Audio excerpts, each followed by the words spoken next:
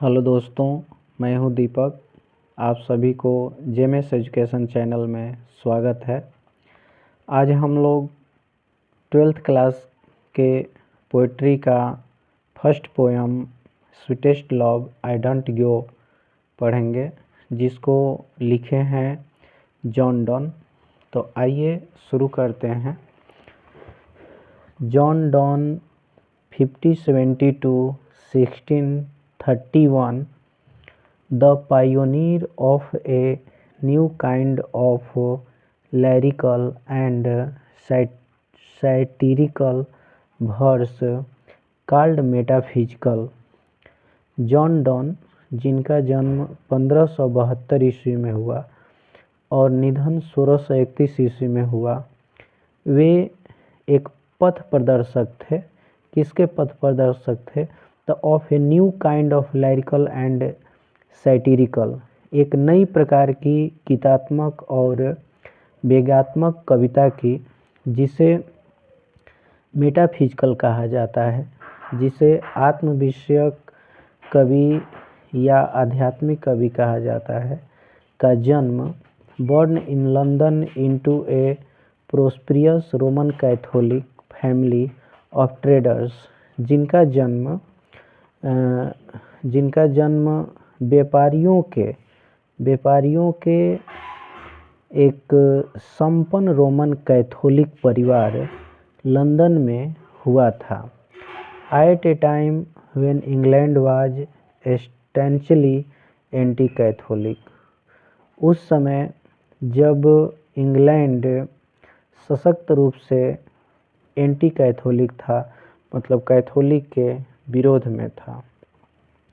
Don was forced to leave Oxford University without a degree because of his religion. Donne को उनके धर्म के कारण बिना किसी उपाधि के, बिना किसी डिग्री के ऑक्सफोर्ड यूनिवर्सिटी से छोड़ने के लिए विवश कर दिया गया या दबाव दिया गया। ही स्टडीड लॉ, उन्होंने कानून का अध्ययन किया। ही रीड थियोलॉजी, उन्होंने धर्मशास्त्र की पढ़ाई की। ही also participated in 2 novel expeditions, उन्होंने 2 नौसैनिक अभियान में हिस्सा भी लिया। नौसैनिक अभियान मतलब नौसेना द्वारा किसी विशेष उद्देश्य से की गई खोज यात्रा में उन्होंने भाग लिया। And became secretary to a powerful noble, और एक संपन्न परिवार के या अभिजात वर्ग के या कुलीन वर्ग के यहाँ सचिव बन गए। A job he lost when he was briefly sent to prison, और उन्हें नौकरी को खो देना पड़ा जब he was briefly sent to prison, जब उन्हें थोड़े समय के लिए जेल भेज दिया गया था, क्योंकि सेक्रेटली मैरिंग हिज पैटर्नाइज, क्योंकि उन्होंने अपने पैटर्नाइज मतलब आश्रयदाता की भतीजी के साथ चुपके शादी कर लिए थे। इन 1615 ईस्वी में एट द एज ऑफ 42, 42 वर्ष की उम्र में, Donne accepted ordination in the Anglican church. 1615 ईस्वी में 42 वर्ष की उम्र में डॉन जो है एंजेलिकन चर्च में पादरी के पद को स्वीकार किया। And soon became one of the greatest preacher of his time, और बहुत जल्द ही अपने समय के महानतम उपदेशकों में से एक बन गए। इन लव लाइरिसिज्म, प्रेम गीतात्मक में, Donne broke completely with the Petrarchan tradition. प्रेम गीतात्मक कविताओं में या प्रेम गीतात्मक में डॉन जो है पुरानी परंपराओं को पूर्ण रूप से तोड़ दिया। Introducing and intellectual and colloquial tone, मतलब बौद्धिक और सामान्य बोलचाल की भाषा का परिचय देते हुए पुरानी परंपराओं को उन्होंने तोड़ दिया। His love poems use the latest discoveries of science and geography, उनकी प्रेम कविताएं जो हैं नवीनतम विज्ञान और भूगोल की खोजों को उपयोग करती है या प्रयोग करती है। To hammer home a point, किसी बिंदु पर जोर देने के लिए या किसी बिंदु पर चोट करने के लिए। And combine passion with verbal and intellectual टीजिंग, और कंबाइन जोड़ने के लिए, पैशन मतलब उत्साह, जुनून या राग को, विथ वर्बल एंड इंटेलेक्चुअल टीजिंग मतलब शाब्दिक और बौद्धिक पीड़ा के साथ, मतलब शाब्दिक और बौद्धिक पीड़ा के साथ उत्साह या राग को जोड़ने के लिए और किसी बिंदु पर जोर देने के लिए उनकी प्रेम कविताएं जो हैं विज्ञान और भूगोल के नवीनतम खोजों का उपयोग करती हैं। Donne is well known for his songs and sonnet, Donne जो है अपने सॉन्ग्स और सोनेट्स के लिए प्रसिद्ध हैं।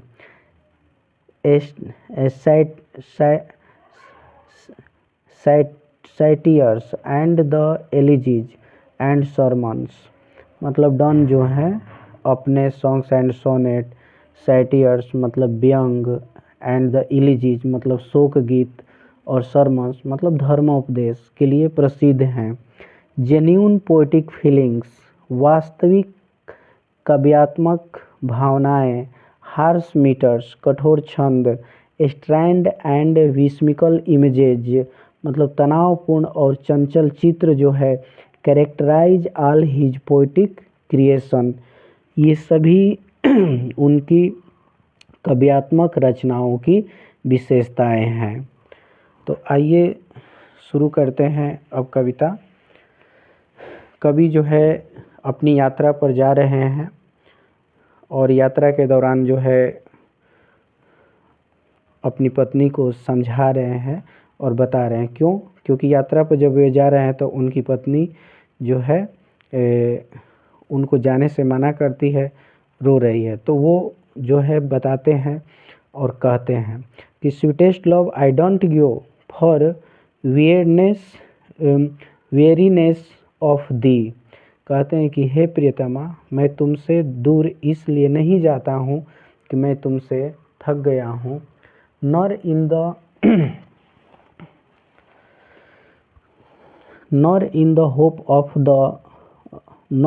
द होप और ना ही इस आशा में, the world can show A filter love of me, कि ना ही इस आशा में कि दुनिया मुझे तुमसे बेहतर प्यार करेगी, ज़्यादा प्यार देगी। बट सिंस दैट, लेकिन चूँकि I must die at last, लेकिन चूँकि हमें या मुझे या हम लोगों को एक न एक दिन मरना ही है, तो दिस बेस्ट, तो यह अच्छा होगा, to use myself in jest, कि मैं खुद को खुशी खुशी यूज करूं, उपयोग करूं, 10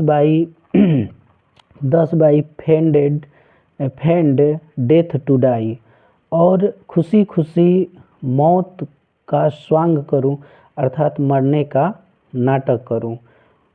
यस्टर night the sun went hence, कल रात जो है सूर्य अस्त हुआ था, and yet is here today, और आज वह यहाँ है। ही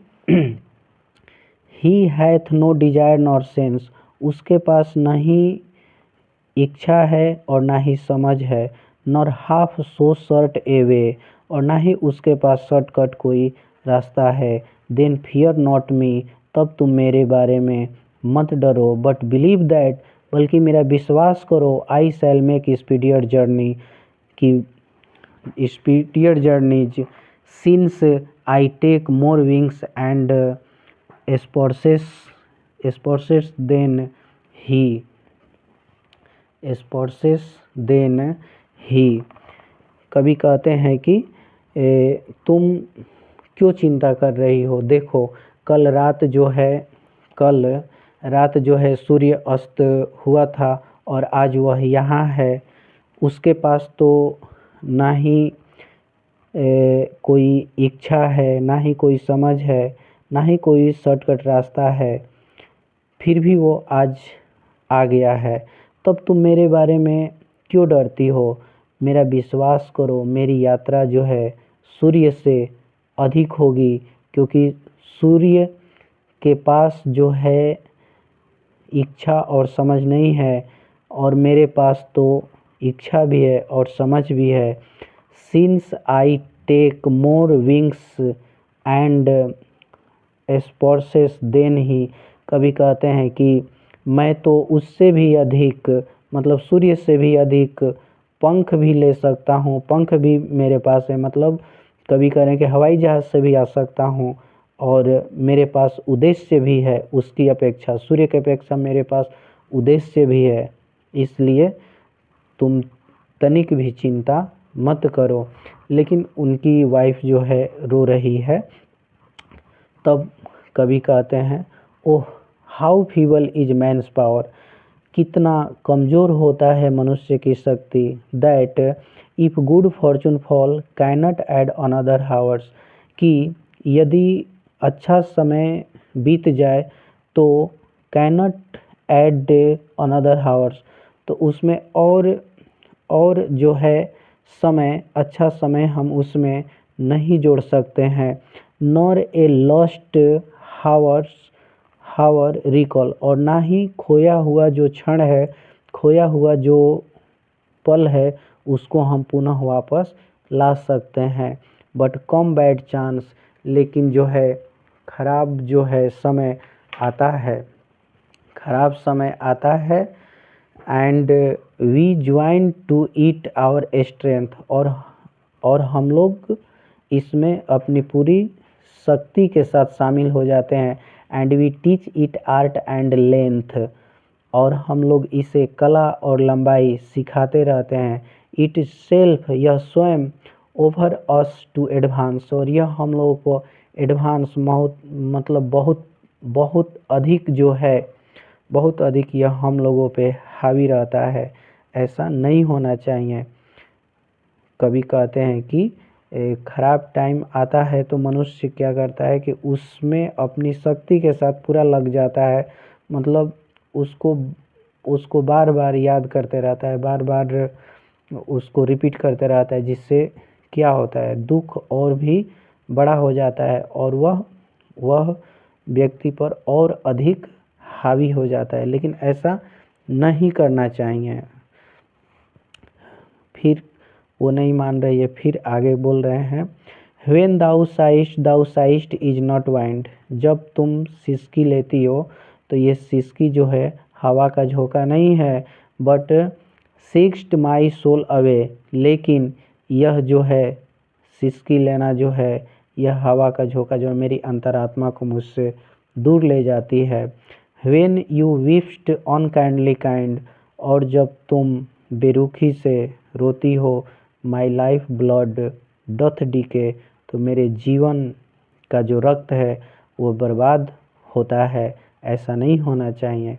इट कैनट बी, ऐसा नहीं हो सकता, दैट दाउ लव्स्ट मी, कि तुम मुझसे प्रेम करती हो, एज दाउ सेस्ट, जैसा कि तुम कहती हो, इफ़ इन दाइन माई लाइफ दाउ वेस्ट, यदि तुम में मेरा जीवन है और तुम वेस्ट कर रही हो, बर्बाद कर रही हो। ऐसा नहीं होना चाहिए। क्यों? क्योंकि thou art the best of me, क्योंकि तुम मेरे लिए सबसे अच्छी हो, इसलिए तुम्हें चिंता नहीं करना चाहिए। Let not thy divining heart forethink me any ill, और ना ही अपने ईश्वरीय दिल को, इस स्वर्गिक दिल को जो है मेरे बारे में कोई अपशगुन सोचने की इजाज़त दो। डिस्टिनी में टेक दाई पार्ट, क्योंकि नियति जो है अपना खेल खेलेगी।